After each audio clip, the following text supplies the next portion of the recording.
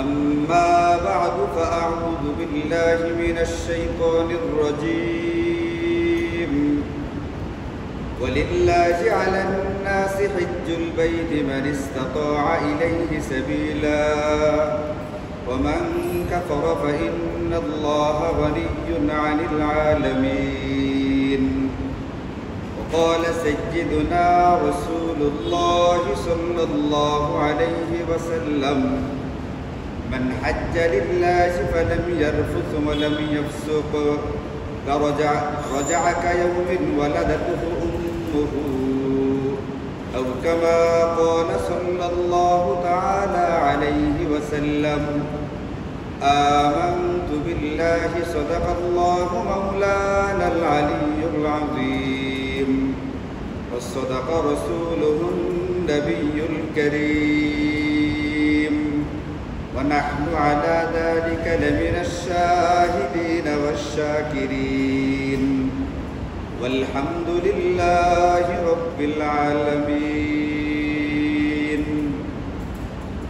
اللهم صل على محمد وعلى آل محمد كما صليت على إبراهيم وعلى آل إبراهيم إنك حميد مجيد اللهم بارك على محمد وعلى آل محمد كما باركت على إبراهيم وعلى آل إبراهيم إنك حميد مجيد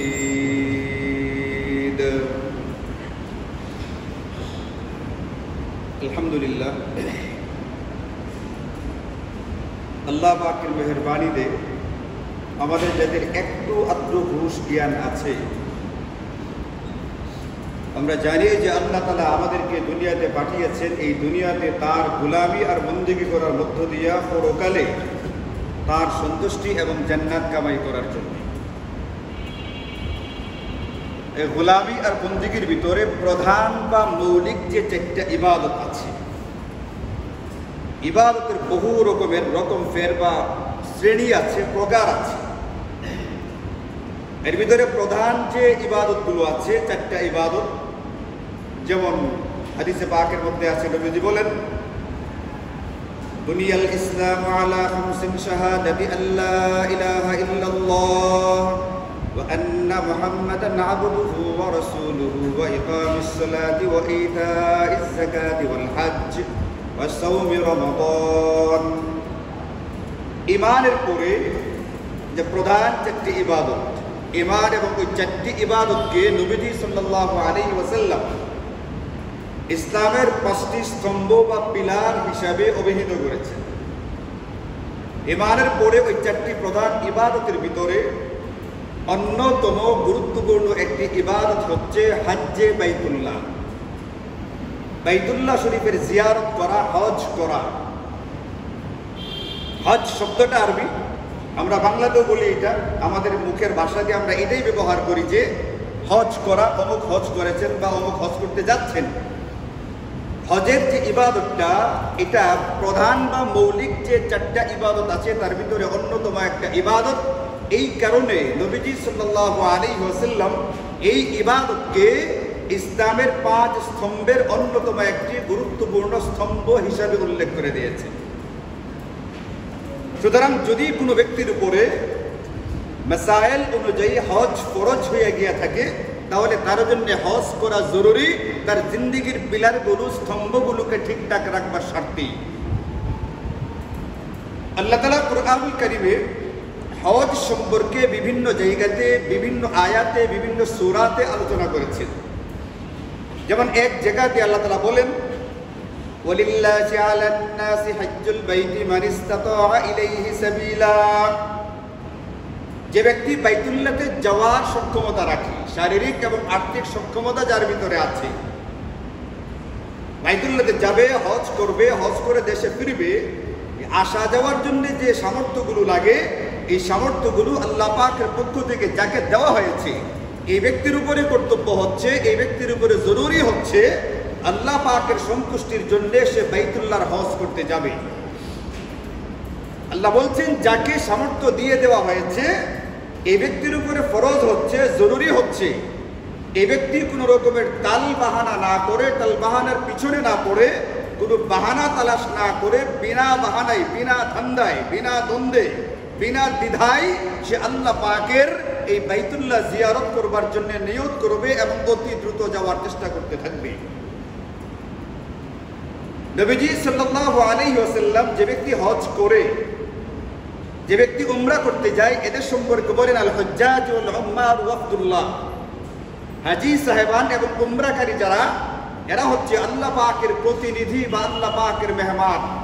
এর মানে হচ্ছে কেমন যেন আল্লাহ তাআলা তার বান্দাদের মধ্য থেকে নির্বাচিত একদল বান্দাকে আল্লাহ পাকের পক্ষ থেকে শারীরিক এবং আর্থিক সামর্থ্য দিয়ে দেয়া, এরপরে তিনি ডাকছেন, তিনি দাওয়াত দিচ্ছেন, তোমরা আমার ঘরে মেহমান হয়ে আসো। এখন আল্লাহ পাক মেহমান হিসেবে ডাকবার পরেও যদি কোনো ব্যক্তি না যায়, এটা তার দুর্ভাগ্য, এটা তার বদনসিব, কিন্তু আল্লাহ পাকের এতে বিন্দু মাত্র কোনো অসুবিধা হবে না।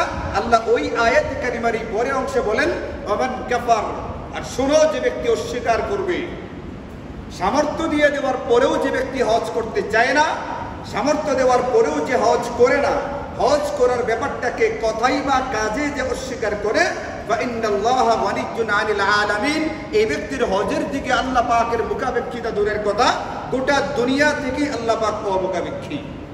সুতরাং দুই একদিন যদি হজ নাও করে, এতে আল্লাহ পাকের কোনো ক্ষতি হবে না, কারণ আল্লাহুস সামাদ, আল্লাহ হচ্ছেন এমন এক সত্তা যে সত্তা কারো দিকে মুখাপেক্ষী না, বরং গোটা পৃথিবী আল্লাহ পাকের দিকে মুখাপেক্ষী। এখন কিছু মানুষ হজ করলো না, সামর্থ্য থাকার পরেও হজ করলো না, এতে আল্লাহ পাকের ক্ষতি হবে দূরের কথা। এক হাদিসে কুদসি এর মধ্যে আল্লাহ তাআলা নিজে বলছেন, ইয়া ইবাদি, হে আমার দুনিয়ার বান্দারা শোনো একটা কথা। আল্লাহ বলছেন ডাক দিয়া, দুনিয়ার বান্দারা আমার একটা কথা শুনো, লাউ আন্না আউওয়ালাকুম ওয়া আখিরাকুম ওয়া জিন্নাকুম ওয়া ইনসাকুম, যদি এই পৃথিবীর শুরু থেকে শেষ পর্যন্ত, শুরুটা তো অলরেডি হইছে না হইছে না? পৃথিবীর শুরু তো হইছে, শেষটা হইছে? শেষটা এখনো হয়নি। তার মানে আরো আসবে পৃথিবীতে মানুষ এবং জিন।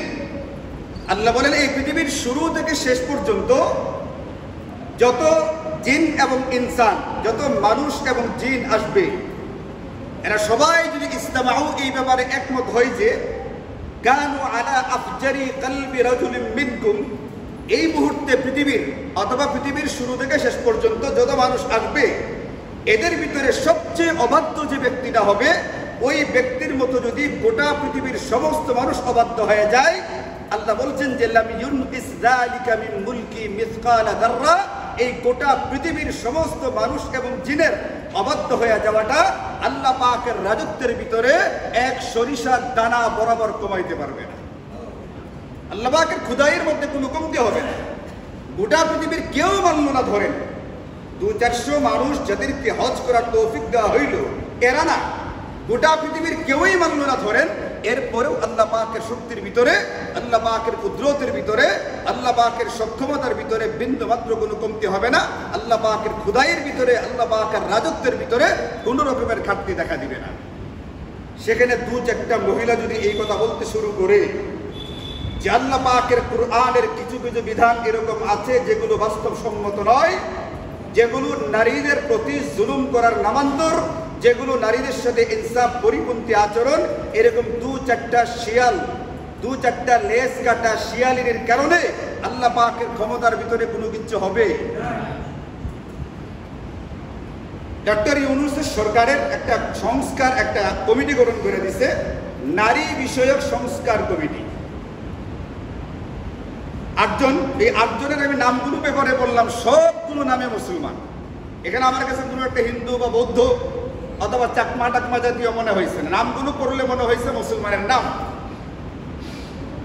কিন্তু এদের আচার আচরণ, চিন্তা চেতনা, আপনারা নারীদের সংস্কার করতে গিয়ে যে প্রস্তাবগুলো পেশ করেছে, যে প্রস্তাবনাগুলো দিয়েছে, এই প্রস্তাবগুলোর ভিতরে বেশ কিছু প্রস্তাব এরকম আছে যেগুলো সরাসরি কোরআন এবং সুন্নাহ বিরোধী, যেগুলো সরাসরি কোরআনের সাথে সাংঘর্ষিক। এখন এই কথাগুলো যে কুরআনের সাথে সাংঘর্ষিক, আপনি বলবেন এরা বোধহয় বিষয়গুলো জানে না, ব্যাপারটা এরকম না। এরা আসলে ব্যাপারটা জানে, এবং জানে বলেই ইচ্ছাকৃতভাবেই এই শয়তানগুলো করতে শুরু করেছে। এই লেস কাটা শিয়ালিনীগুলোর একটারও সংসার টিকা নেই। আপনি খোঁজ দিয়ে দেখবেন একটারও সম্ভবত সংসার নাই।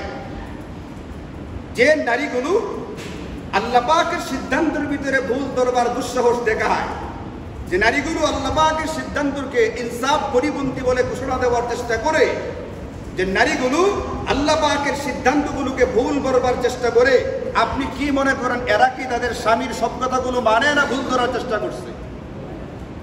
আরে বুঝেন নাই আমার কথাটা? যারা আল্লাহ পাকের সিদ্ধান্তের ভিতরে ভুল করতে পারে, এরা কি তাদের স্বামীর সিদ্ধান্তে ভুল ধরে না? যখন পদে পদে স্বামীর ভুল ধরতে শুরু করবে, এদের সংসার টিকছে না ভাঙছে? আপনি খোঁজ দিয়ে দেখবেন একটারও লেজ নাই, সবগুলো লেজ কাটা শিয়ালিনী। এদের সংসার টিকবার কথা না, কারণ যারা আল্লাহর বিধানকেই মানে না, তারা স্বামীর বিধান কোত্থেকে মানতে যাবে? অথচ ইসলাম বলছে স্বামীকে মানা উচিত, স্বামীর ইত্তেবা অনুসরণ করা উচিত। কারণ একটা রাজ্যের ভিতরে যেরকম একজন রাজার প্রয়োজন হয়, একজন সংসারে একজন কর্তা বা পরিচালক থাকতে হয়। আপনি এখানে যদি সমান অধিকারের দাবি করে, তাহলে এখানে অ্যাক্সিডেন্ট ঘটবে, এখানে বিভিন্ন রকমের দুর্ঘটনার আশঙ্কা প্রবলভাবে আছে। শুধু এতটুকুই না, নিশ্চিতভাবেই দুর্ঘটনা ঘটতে শুরু করবে। ঢাকা থেকে একটা বাস ধরেন নেত্রকোনা থেকে ঢাকায় যায়, নেত্রকোনা থেকে ঢাকায় যাচ্ছে একটা বাস, 157 কিলোমিটার চলবে বাসটা। এখন এই বাসের ড্রাইভার 10 কিলোমিটার চালাইবার পরে হেল্পার বলতেছে, বস আপনার যেরকম ড্রাইভারি করার অধিকার আছে, আমি ওই বাসের মধ্যে যথাযথ অধিকার নিয়ে এসেছি, আপনার মতো চাকরি আমি এখানে করি, সুতরাং আমাকেও 10 কিলোমিটার চালাইবার সুযোগ দিতে হবে। এটা আমার ন্যায্যতার দাবি না, এটা আমার সম অধিকার। হেল্পারকে দেওয়া হলো 10 কিলোমিটার চালাই, কোনো ক্রমে ধাক্কায় ধুকায় চালাই। এখন যে টাকা উঠায় কন্ডাক্টর, যেটা এইটাই যে বলতেছে আপনাদের যেরকম গাড়ি চালাইবার অধিকার আছে, এই গাড়িতে আমি চাকরি করি, আমাকেও 10 কিলোমিটার চালাইবার সুযোগ দিতে হবে। সেও আইসা চাইছে আরো 10 কিলোমিটার চালাবে। বলেন এই গাড়ি ময়মনসিংহ ব্রিজে উঠবে না পদ্মা সেতুতে? না, কোন সেতু এটা? ময়মনসিংহ ব্রিজের তলাটা কি? ব্রহ্মপুত্র। ব্রিজে উঠবে না নিচে নামবে? এখন প্যাসেঞ্জার যারা, তারাও যদি বলতে শুরু করে আমি এখানে যথাযথ ভাড়া দিয়ে এই বাসের ভিতরে উঠেছি, নেত্রকোনা থেকে ঢাকা পৌঁছা পর্যন্ত এই বাসের ভিতরে আমার সমান অধিকার আছে, প্রত্যেকজন প্যাসেঞ্জারকে 10 কিলোমিটার করে গাড়ি চালাইবার অধিকার দিতে হবে, অ্যাক্সিডেন্ট হবে না হবে না? ঠিক অনুরূপভাবে একটা পরিবারের ভিতরে একজন পরিচালক বা ড্রাইভার থাকতে হয়। এই ড্রাইভার কোরআন ঠিক করে দিয়েছে, আর রিজালু কাওয়ামুনা আলান নিসা, পরিবারের ভিতরে সেই ড্রাইভার হবে পুরুষ, এই পরিবারের ভিতরে সেই পরিচালক হবে পুরুষ। এই সিদ্ধান্ত যিনি কল্যাণের মালিক, ওই আল্লাহ আমাদেরকে জানায় দিচ্ছে। সুতরাং নারীর কাজ হবে স্বামীর কথা মতো চলা, স্বামীকে মানা, তার এতাআত করা, তার আনুগত্য করা। যে নারীরা তার স্বামীর আনুগত্য করবে না, এই নারীর সংসার টিকবে না, টিকার কথাও না। এর জ্বলন্ত প্রস্তাব হচ্ছে, জ্বলন্ত প্রমাণ হচ্ছে, আমরা পৃথিবীতে যে রাষ্ট্রগুলোকে স্বর্গরাজ্য মনে করি, আপনি ধরেন যে আমেরিকা, ইউরোপ, ঠান্ডা মাথায় বলবেন, ধরেন যে আমেরিকা, ইউরোপ, আমরা এইগুলোকে পৃথিবীর স্বর্গরাজ্য মনে করি। আচ্ছা বলেন, আমাদের বাংলাদেশের মতো দরিদ্র দেশগুলোর ভিতরে বিবাহ বিচ্ছেদের ঘটনা বেশি ঘটতেছে, না ওই উন্নত তথাকথিত উন্নত রাষ্ট্রগুলোর ভিতরে বিবাহ বিচ্ছেদের ঘটনা বেশি ঘটতেছে? ওইগুলোর ভিতরে বেশি কেন ঘটতেছে? কারণ আমাদের এই যে তথাকথিত নারীবাদী যে মেয়েগুলো আছে, এরা যেরকম কতগুলো প্রস্তাব দিয়েছে, প্রস্তাবগুলো ওখানে আছে, ওইগুলোর দেখা দিকে এখানে আনবার চেষ্টা করতেছে। ওখানে যে পরিমাণ বিবাহ বিচ্ছেদের ঘটনা ঘটে, আমাদের দেশেও যেন সেই পরিমাণ ঘটতে থাকে। এদের তো সংসার নাই, এরা মনে করছে আমার সংসার নাই, স্বামী নাই, সুখে নাই আমি। বাংলাদেশের অন্য নারীগুলো কেন সুখে শান্তিতে সংসার করবে? এদের জ্বালাটা হলো ওখানে আমার সংসারে নাই, কিচ্ছু নাই, আমি না ছেলে না মেয়ে, তৃতীয় প্রজাতির একটা কিছু আমাকে মনে হয়। আমি বাংলাদেশে এরকম করে বসবাস করি, অথচ বাংলাদেশে হাজারো লাখো কোটি মেয়ে সুখে শান্তিতে স্বামীর সঙ্গে সংসার করে। এটা কেন করতে যাবে? এদের সংসারগুলো ভাঙবার চেষ্টা করো। এই জন্য এমন কতগুলো প্রস্তাবনা পেশ করেছে, এই প্রস্তাবগুলো বাস্তবায়িত করার চেষ্টা করলে ঘরে ঘরে অশান্তির আগুন জ্বলতে শুরু করবে। এই সন্দেহ শান্তির সংসার আর টিকবে না, এইগুলো আস্তে আস্তে ভাঙতে শুরু করবে। এই জন্য আল্লাহ বলছেন, যদি কোনো ব্যক্তি হজ ফরজ হয়ে যাওয়ার পরেও হজ না করে, আল্লাহ পাকের কোনো রকম ক্ষতি হবে না। যেরকম ভাবে যদি অন্যান্য ইবাদত বন্দেগী কেউ করতে না চাই, কোরআনের বিধানগুলো কেউ যদি মানতে না চাই, তাহলেও আল্লাহ পাকের কোনো ক্ষতি হবে না, আল্লাহ পাকের রাজত্বের ভিতরে কোনো কমতি হবে না। এরা যে প্রস্তাবগুলো দিয়েছে, যেমন ধরেন এর ভিতরে একটা প্রস্তাব দিচ্ছে এটা, যে সমস্ত মেয়েরা বেশ্যাবৃত্তিতে লিপ্ত, যারা জিনা ব্যভিচারটাকে পেশা হিসেবে গ্রহণ করেছে, এটাকে বৈধতা দিতে হবে একটা শ্রম হিসাবে। একজন রিক্সা চালক যেরকম রিক্সা চালায়, শ্রম দিয়ে টাকা কামাই করে, এটা যেরকম বৈধ। একজন ভ্যান চালক যেরকম ভ্যান চালায় পয়সা কামাই করে, এটা যেরকম বৈধ। একজন দিন মজুর যেরকম সারাদিন কাজ করে বিকেল বেলায় টাকা নেয়, এটা যেরকম বৈধ। রাজমিস্ত্রি কাঠ মিস্ত্রির কাজ করা যেরকম বৈধ, একটা নারী সে যাচ্ছে যে কর্মকাণ্ড করবে, এটাকে সরকারিভাবে বৈধতার স্বীকৃতি দিতে হবে। এটা তার একটা শ্রম, এটার বিনিময়ে পারিশ্রমিক তার জন্য হালাল বা বৈধ ঘোষণা করতে হবে। আল্লাহ কি বলছেন? জিনা হারাম এটা বলেন নাই। আল্লাহ বলছেন যে ওয়ালা তাকরাবুজ জিনা, হারাম তো এটা আছেই, জিনা ব্যভিচারের ধারে কাছে যাওয়ার চেষ্টা করা যাবে না। নফসে মূল জিনা ব্যভিচার যেটা, ওটা তো আছেই, ওটার দিকে যে টানে 14 ফেব্রুয়ারি, ওটার ধারে কাছে যাওয়ার চেষ্টা করা যাবে না। আর সেখানে তারা বলছে মূল অপরাধ যেটা, এটাকে বৈধতা দেওয়ার জন্য এরা জানে কোরআনে এই জিনিসটাকে নিষিদ্ধ করা হয়েছে, এরপরেও কোনো বৈধতা চাই ইচ্ছাকৃতভাবে। যদি ওইটাকে বৈধ করে দেওয়া হয়, তাহলে বিবাহ নামের বন্ধনের ভিতরে আটকা পড়া লাগবে না, স্বামী স্ত্রীর সংসার করা লাগবে না, যার যার মতো যা ইচ্ছে তা করতে থাকবে। গোটা দেশ জারদ সন্তানের একটা আখড়ায় পরিণত হবে।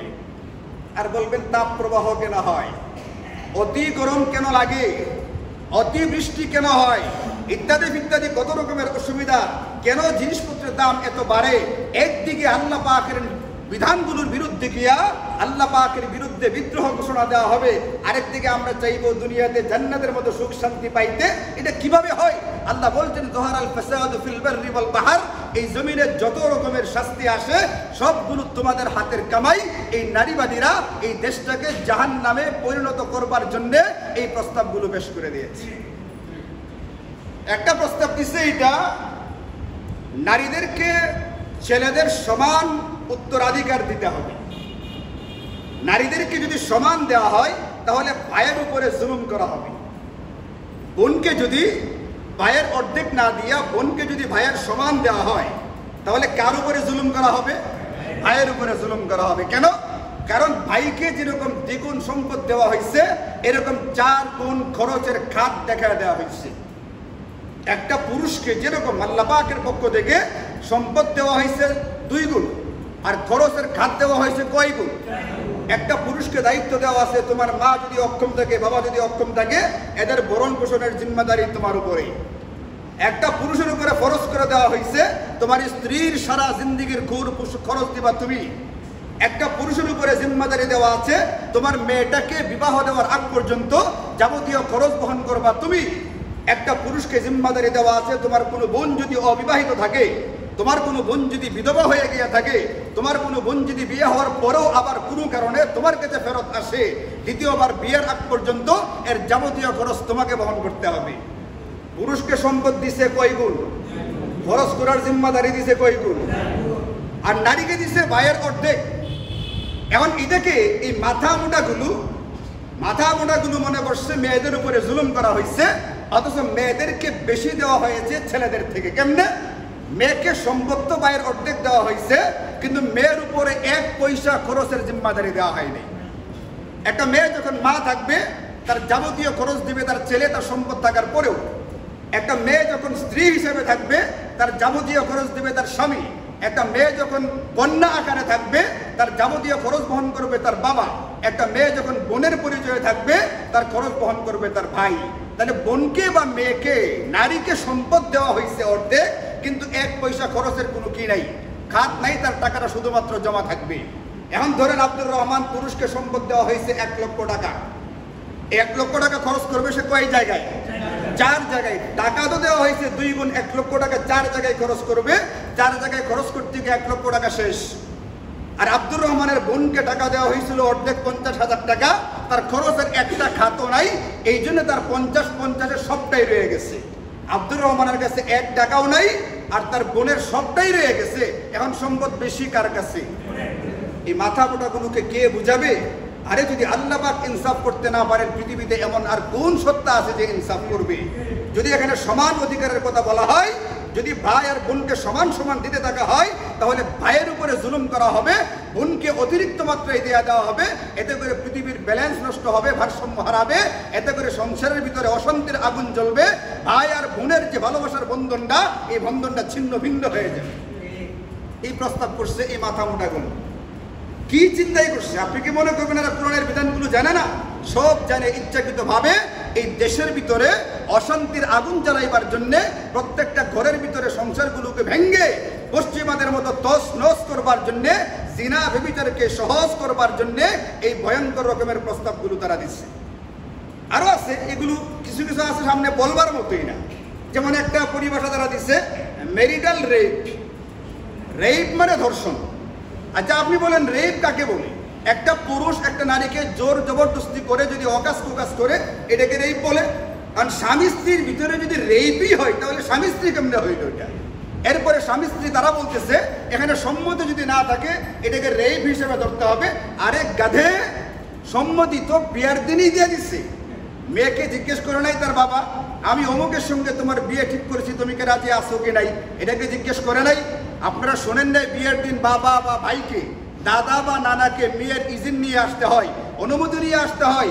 ছেলের নাম অমুক, ছেলে এরকম এরকম দেখতে, ছেলে এই চাকরি বাকরি করে, তার বংশ পরিচয় এরকম, তার এই পরিমাণ অর্থবিত্ত আছে, এমন ছেলের সাথে আমি তোমার বিবাহ দিতে চাই, তুমি কি বিয়েতে রাজি আসো কিনা? এটাকে বলে ইজিন। এই অনুমতি কি বাবা বা ভাই মেয়ের কাছ থেকে বিয়ের দিন আনে না? আনে না। যদি আনে থাকে তাহলে কি সে সম্মতি ওই দিন দিছে না? দিছে না। তো সম্মতি শুরুর দিন দেওয়া আছে, এরপরে আবার এটা রেপ হয় কিভাবে? মাথা মোটা। মাথা কি? এখন এই ধরনের দু চারটা মাথা মোটা যদি আল্লাহ পাকের বিধানগুলোকে অমান্য করতে শুরু করে, এইগুলোর বিরুদ্ধে বলতে শুরু করে, আল্লাহ পাক বলেন যে কানু আলা আফজারি কলবি রাজুলিন মিনকুম। এই গোটা পৃথিবীতে শুরু থেকে শেষ পর্যন্ত সবচেয়ে খারাপ যে ব্যক্তিটা হবে, ওই ব্যক্তির মতো যদি গোটা মানব জাতি, গোটা জিন জাতি হয়ে যায়, লাম ইউনকিস যালিকা মিন মুলকি মিসকালা যাররা। আল্লাহ বলেন আমার খুদাইয়ের ভিতরে, আমার রাজত্বের ভিতরে বিন্দু পরিমাণ কমবে না। এই ধরুন 8টা নারীবাদী করবোটা কি? এই জাতীয় নারী, এই জাতীয় পুরুষ যারা আল্লাহ পাকের বিধানের যৌক্তিকতার উপরে প্রশ্ন তুলে, যারা আল্লাহ পাকের বিধানগুলোকে অবাস্তব মনে করতে থাকে, যারা আল্লাহ পাকের বিধানগুলোকে ইনসাফ পরিপন্থী মনে করতে শুরু করে, যারা এইগুলোকে জুলুম মনে করতে শুরু করে, কোরআন সুন্নাহর পরিভাষায় এদের ঈমান থাকে না। আমি ফতোয়া দিচ্ছি না এই নারীবাদী যারা আছে কমিশনটা সবটা মুরতাদ বা কাফের ফতোয়া দিচ্ছি না, কিন্তু যারা এই ফতোয়া দেওয়ার মতো ক্ষমতা রাখে, বড় কোনো আলেম, বড় কোনো মুফতি, আপনি ফতোয়া বিভাগে জিজ্ঞেস করেন তারা কি ফতোয়া দিয়ে, আপনি পরে পেয়ে যাবেন এর ফলাফল বা উত্তরটা কি। এই জন্য মেরে ভাইও, আমি আমার আলোচনা চলছিল মূলত হজ নিয়ে। এই হজের আয়াতের মধ্যে আল্লাহ তাআলা বলেন, যদি কোনো ব্যক্তি হজ ফরজ হয়ে যাওয়ার পরেও হজ না করে, অমান কাফারা, যদি কেউ হজটাকে অস্বীকার করে, যেমন নারীবাদীরা কোরআনের বহু বিধানকে কি করতে শুরু করছে? অস্বীকার করতে। এখান থেকে কথাটা আসছে। আল্লাহ বলেন যদি গোটা দুনিয়ার মানুষ না মানে তাহলে আমার কোনো ক্ষতি হবে না। সেখানে 2-4 ব্যক্তি যদি হজ ফরজ হয়ে যাওয়ার পরেও হজকে অস্বীকার করে, ওমান কাফারা, কথাই বা করবে, আল্লাহ গোটা দুনিয়া থেকে অমুখাপেক্ষী, সেখানে তুমি 2-4 জন হাজি তো বহু দূরের কথা। এই জন্য মেরে ভাইও, নবীজি সাল্লাল্লাহু আলাইহি ওয়াসাল্লাম বলেন যদি কোনো ব্যক্তি হজ ফরজ হওয়ার পরে হজ করে, আল হাজ্জুল মাবরুর লাইসা লাহু জাযাউন ইল্লাল জান্নাহ, এর একমাত্র বদলা বা বিনিময় হচ্ছে জান্নাত। যদি কোনো ব্যক্তি আল্লাহ পাকের সন্তুষ্টি মতো হজ করে ফেলতে পারে, এর একমাত্র বদলা বা বিনিময় হচ্ছে জান্নাত। জান্নাত এমন একটা ঠিকানা, এমন একটা টিকিট, যে টিকিট হাতে পাওয়ার পরে কোনো ব্যক্তির কোনো খাহেশ আর অপূর্ণ থাকবে না। পক্ষান্তরে যদি কোনো ব্যক্তি আল্লাহ পাকের পক্ষ থেকে শারীরিক সামর্থ্য, আল্লাহ পাকের পক্ষ থেকে আর্থিক সামর্থ্য দেওয়ার পরেও হজ না করে, তাহলে এই ব্যক্তির কোনো জিম্মাদারি আল্লাহ পাকের থাকে না। সে কোন অবস্থায় মরবে, কিভাবে মরবে, কোথায় মরবে, তার কি হাসর নাসর হবে, এই ব্যাপারে আল্লাহ পাকের রহমত তার দিকে থাকে না।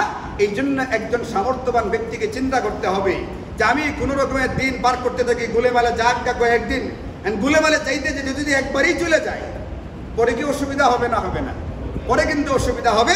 এই জন্য গুলেমালে দিন যাইতে দেওয়া যাবে না। শরীয়তের মাসআলা হচ্ছে যখন যার উপরে হজ ফরজ হবে, বিলা তাখির, দেরি করা ছাড়া সেই হজ আদায় করা ওয়াজিব। যত দেরি করবে উযর ছাড়া, তত তার আমলনামায় ওয়াজিব ছেড়ে দেওয়ার গুনাহ হইতে থাকবে। এই জন্য দেরি করা ছাড়াই হজকে পালন করতে হবে। দেরি করে করলেও পরে হজ আদায় হবে, কিন্তু যে পরিমাণ দেরি করবে এই পরিমাণ ওয়াজিব ছেড়ে দেওয়ার গুনাহ তার আমলনামায় হবে।